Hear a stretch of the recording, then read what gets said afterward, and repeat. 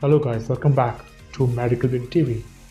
This is your channel and I'm your host Christy Chan. Well, I hope that you are doing fine and great and missed me a lot during this gap. Well, that is fine.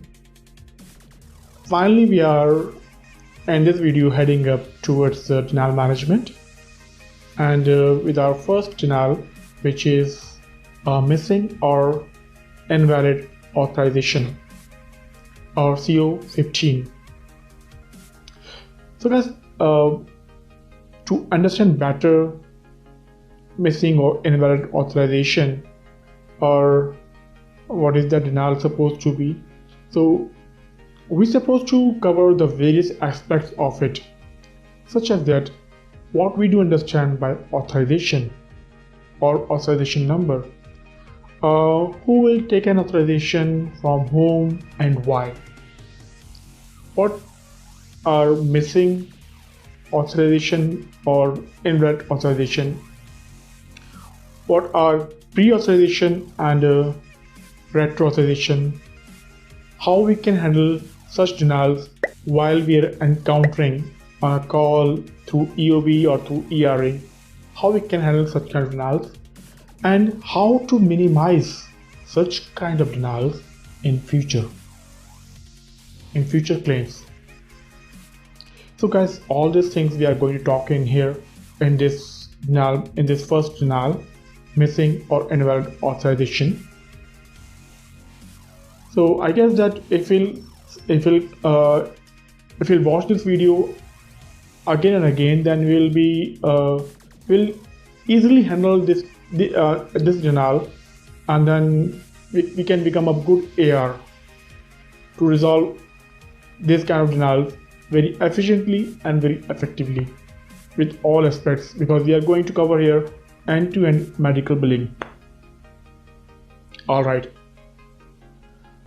so guys, let's start our denial missing and invalid authorization number CO15.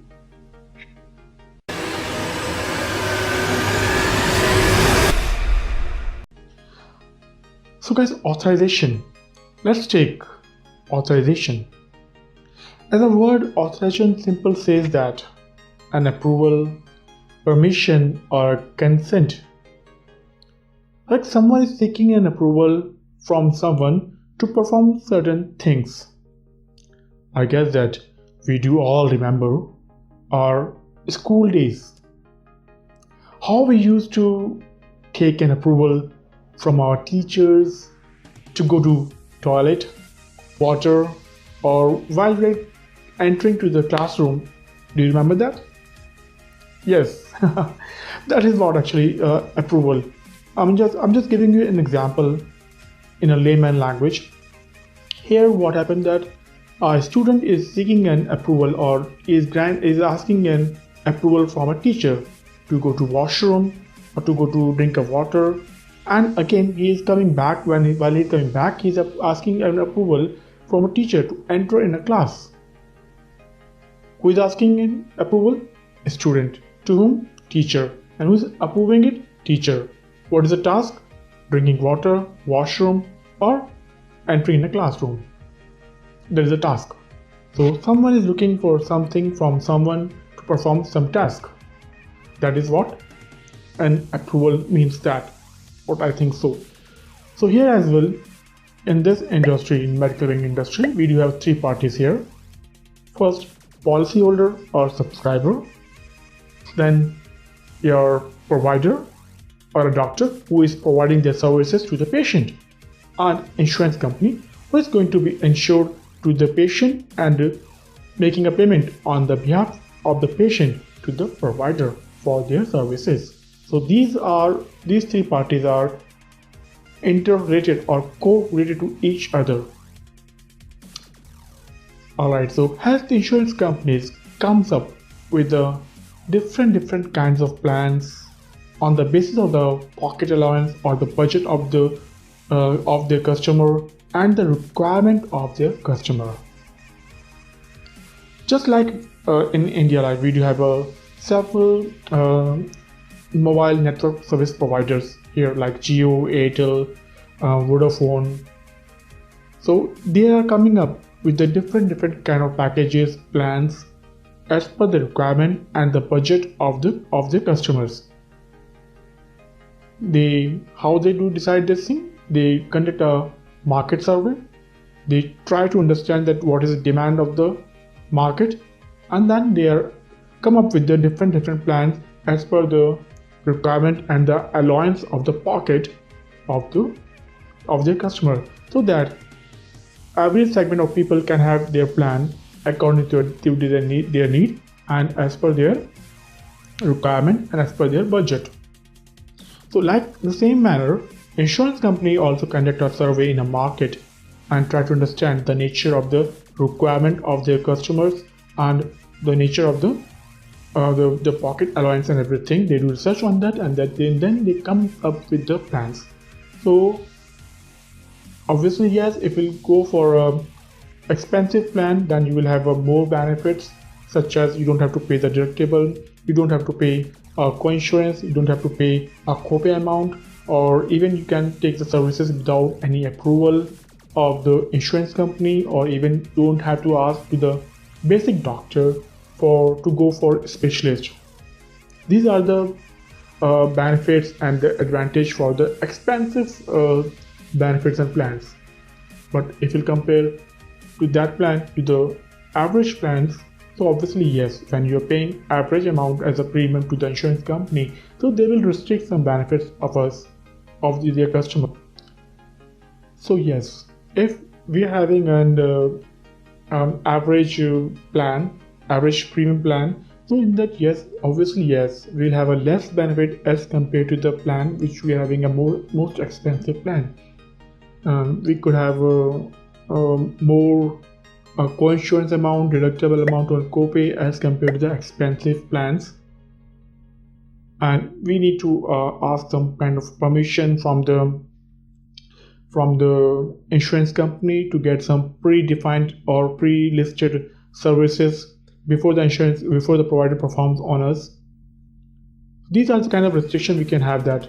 And if we are going to cheaper plan, then obviously yes, we will have a downgraded facilities or advantages or coverage or benefits under that cheap plan as compared to all the rest of the plans. So authorization is the one of the condition among the various condition which is put by the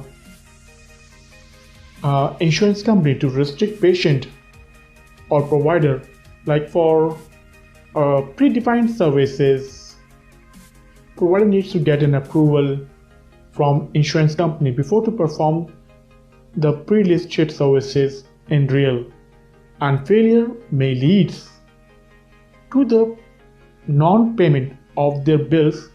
Even patient will not be responsible for anything to the provider.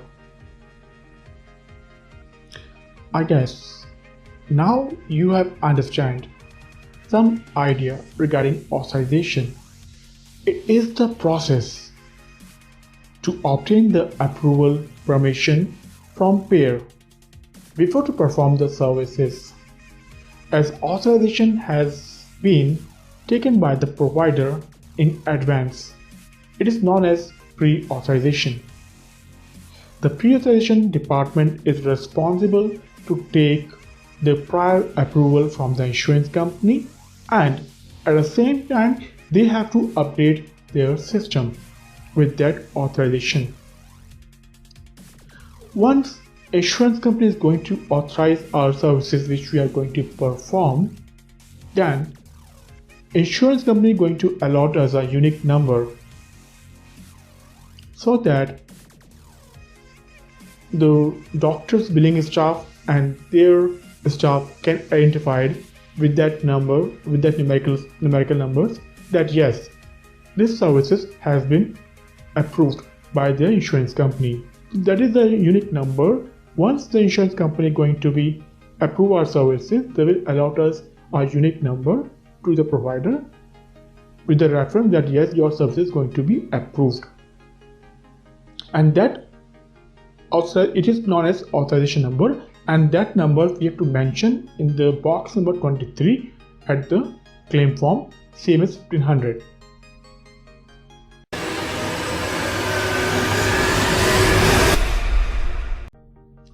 So, as per the contract between policyholder and insurance company, providers are restricted to perform all services which are listed in a predefined list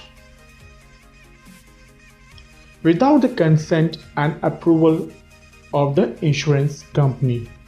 Otherwise, neither insurance company nor patient will be liable to pay off the medical expenses on the behalf of the patient. Insurance company may authorize the particular services on the basis of a specific service or procedure code or CPT. They can restrict that, okay fine, I'm going to authorize that particular services which you are going to perform. We will not pay a part of that service. So if we are going to bill that service, so they will pay to us. If we are going to pay other than that service and which required an authorization, they will not pay to us. Alright. Second is they are giving an authorization as per unit wise. It's like that, they are going to tell us that, okay fine, you can perform the service twice in a day, thrice in a day, or you can go for 4 times in a day. So if we are performing under that limit, so that is okay. The same service, if you are performing under that limit, that is okay. But if we are crossing the unit, they will not pay for that unit, or they may be denied for entire claim that we are exceeding the limit. Then we have to resubmit the claim with the corrected unit which is authorized by the insurance company. Well, we'll cover later on that part. The next part is that fixed date range. Insurance company give us an authorization on the basis of like a date range as well.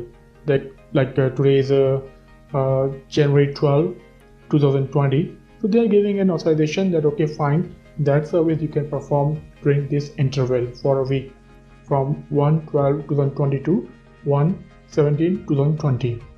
If we are performing that service under that duration, that is fine, because they are giving us authorization for that duration only.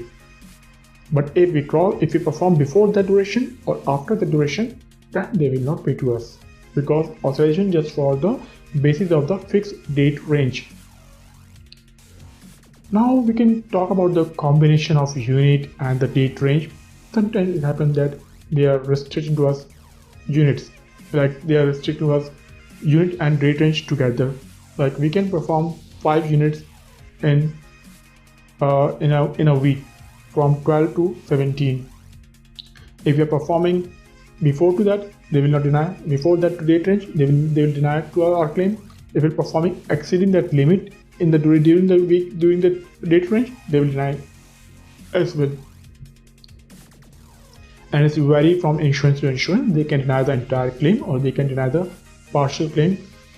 They can pay for the duration which they have approved, and they can deny for the unapproved days or the units. It is up to the insurance company. And then we have to, if they have denied for entire claim, then we can resubmit the claim with the corrected claim with the corrected unit. We have to reduce our unit as per, we have to bill to the insurance company as per the authorized unit and as per the authorized date of range. Now, why a provider needs to get an prior approval from payer? That is the most important question. That why the provider required to take an approval from the insurance company while it is a contract between patient and insurance company. Actually, that insurance company wants to ensure that the suggested service is really necessary to perform for the betterment of a patient. minded that insurance companies do have their doctors panel and the nurse panels who evaluate on the basis of the progress report or a letter of medical necessity or a history report of a patient. They evaluate whether the services, the suggested services are required or not, or we do have other alternatives, so that patient should not when patient do not go through with this kind of a treatment. So they do have a panel as well. So the panel decides that whether it is required or not. So the insurance company wants to ensure that the suggested services is really necessary to perform for the betterment of a patient, and to discourage the services which is not, which are not deemed to medical necessity or medical necessary, and ensure that patient will get a healthy treatment from the doctor. On the other part as well, see, insurance companies have to pay from their pocket as well, so they are thinking on their part as well. So on the other part as well, insurance companies want to discourage the patient as well to go for the unnecessary services or the treatment, while we do have a cheaper alternative available. It is simple fund. Money is going out of the pocket from the insurance company. So why patient should bother about the expenses and the bills?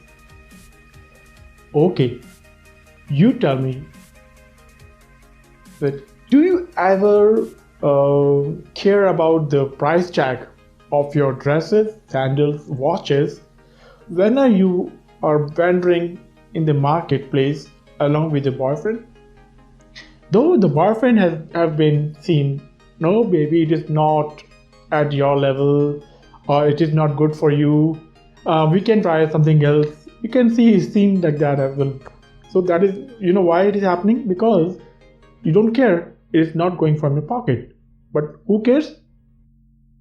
One who had to pay that amount, and even at the same time he wants to make sure that you are getting a good one, as your boyfriend always wants you to get a good one at a cheaper rate. So likewise, they want to take care of all those things. That is why they do have a doctor panel, they do have a nurse panel to identify whether the suggested services are required or not. After that evaluation, if they identify that yes, it's required, they sanction our services. Otherwise, they disapprove our services. So that is what actually authorization. Now we have to understand that what is, like our denial says that missing authorization or missing or invalid authorization. So it does have a different meaning actually. So let me elaborate for missing authorization separately and invalid authorization separately. So missing authorization, like whenever we are going to perform the services which is required in authorization, and then we're supposed to mention the authorization number in a box number 23 of a claim form. If somehow insurance company do not receive that authorization number on a claim form, or due to, it could be anything, like we have missed to mention in a claim form, or due to the system glitch because it is an electronic transmission from our system to their EDI and then their system. So might be possible that there is a possibility that because of the system glitch, it could be possible that in one or two claims it can happen that authorization it is appearing to us in our system, but it is not appearing to them. Possibilities are there. So it means that we have sanctioned our services, but still it is not mentioned in a claim form, or we didn't mention whether we have approved or not, but it is not mentioned in the claim form. So this is what missing authorization. It means that the authorization number is not at box number 23 of claim form CMS 1500. So that is what missing authorization. The next part was invalid authorization. it means that the mentioned authorization number is not a valid one. There could be so many reasons, like mentioned authorization number is for different data service, or for different service, or for unit and range, for different unit or for different range, but it is not valid for the performed services, for the services which we are going to build or which we have built. So that is what we have covered here. What we understand by authorization, what we do understand by missing authorization, invalid authorization, pre-authorization department, and why we do require authorization, from whom we have to take the authorization, why we supposed to take authorization, and who needs to take an authorization, and missing authorization and invalid authorization. We have covered over all these things, and I hope that it is help you out to understand the denial, so that we can take it more aggressively and effectively. All right, and yes, there is one portion which is retro auth. We will cover it in the middle of the denial to understand better way. To be in a practical way, I will understand that thing. Alright guys, so if we are getting denial for missing or invalid authorization number, so what we can do, we can ask to the rep that whether do we require an authorization for the performed services or not. So what she can do, she will go ahead and she will evaluate whether performed services required an authorization or not. After verifying that contract between patient and insurance company, she will come to us and she will tell to us that tell that authorization number is not required. Oh, simple is that. If authorization not required, it means that the denial which has been denied by the insurance company is incorrect. So rep will not hesitate to route it back to reprocess, and then we'll get a payment for that services which is performed by our provider on the patient. But if rep says yes, I have verified the benefits of the patient, and yes, as per the benefits of the patient, the performed services required an authorization. In that case, alright, so what we can do then? And okay, fine. Then we can cross-check our database. Meanwhile, we can ask to rep that, alright, fine. Could you please check it out that whether we ever applied for the authorization? It could be possible that our pre-authorization team has been approached to the authorization department to get the authorization, but it is not has been updated in their system. These are possibilities, so they can check it out there whether we have applied or not, or whether it is rejected, or whether it's applied for different services, different unit, or something like that. So she can confirm to us. Meanwhile, we can go and verify in our system whether we do have any authorization number or not. We can check out our system or any database from where the pre-authorization department is going to upload the required information in the system or in the database. So once we have everything, we can provide it. Okay, fine.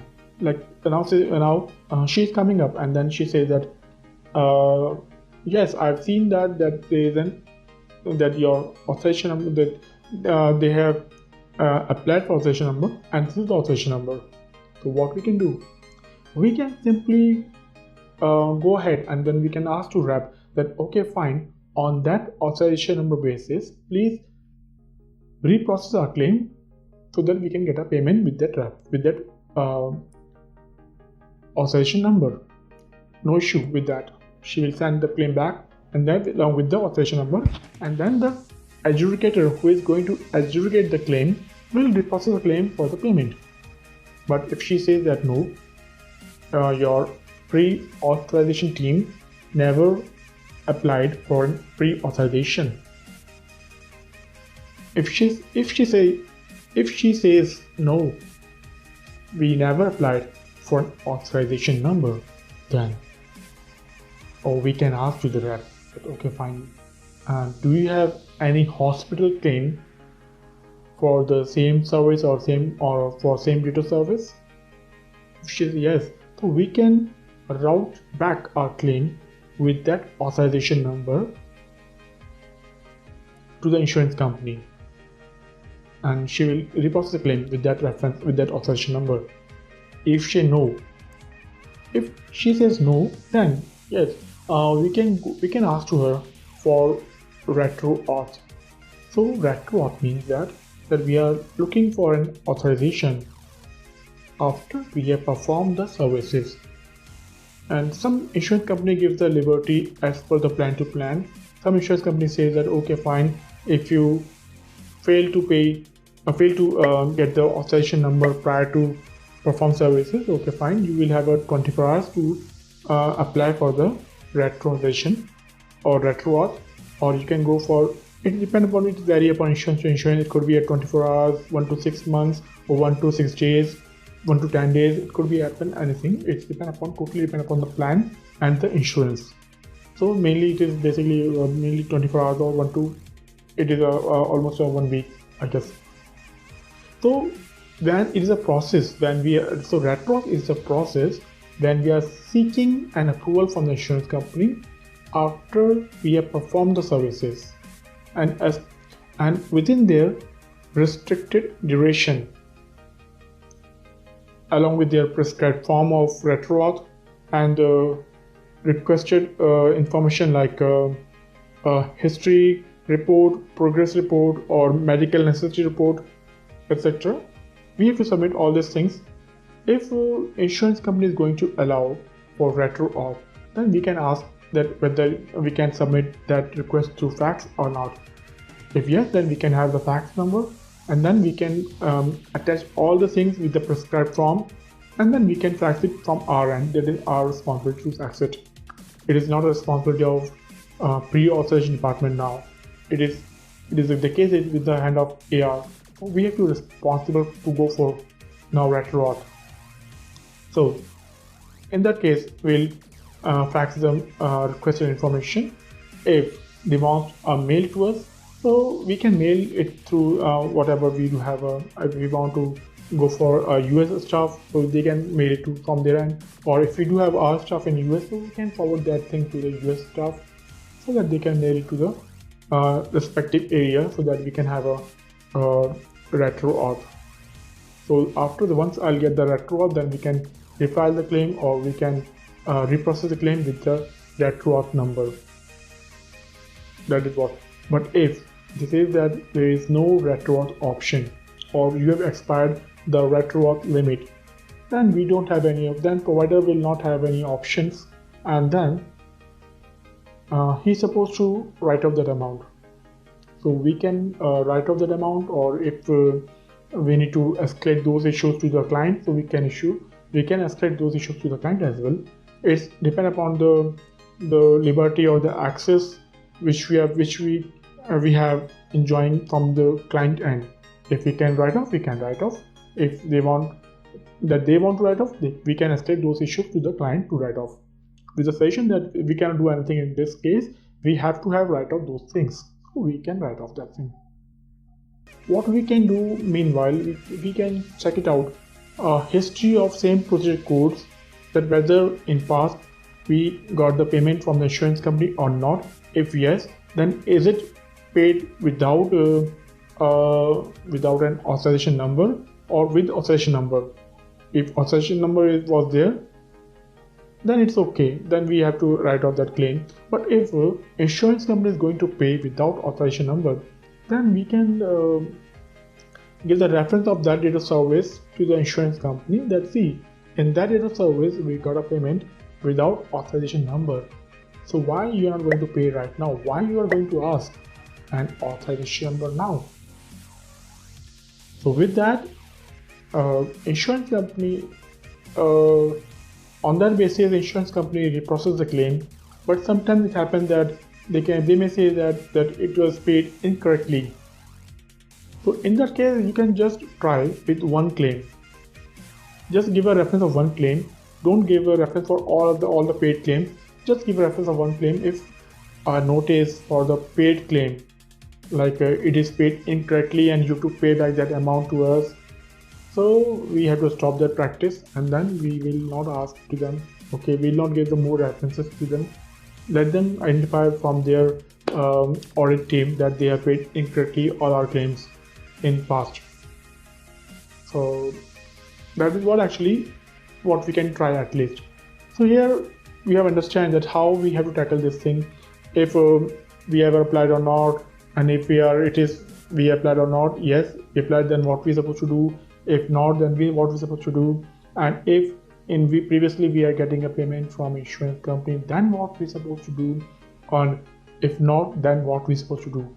So this is the tackling of the denial for missing or invalid authorization number.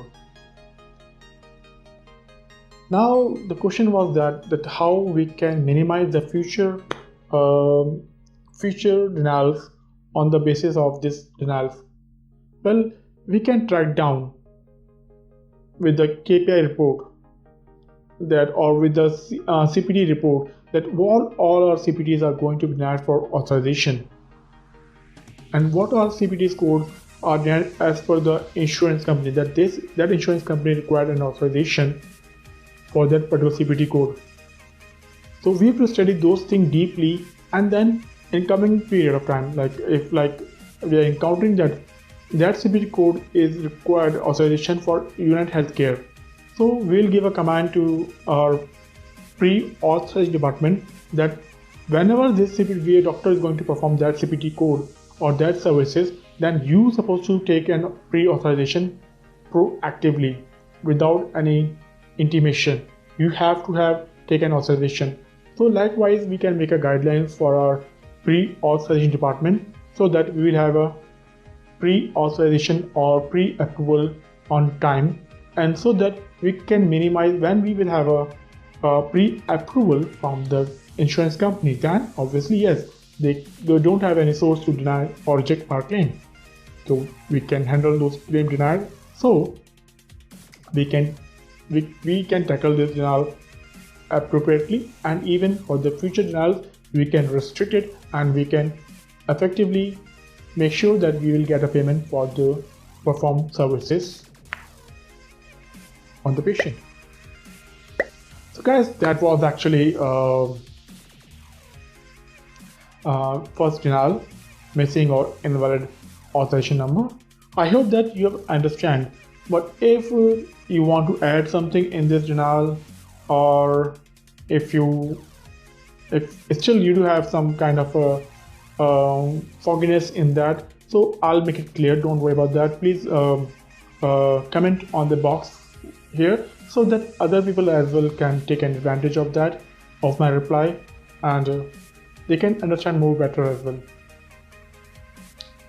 So guys, don't forget about to subscribe my channel, like to my channel, and share it as well. Thank you, and I really appreciate your efforts and your love for my channel. Have a great day.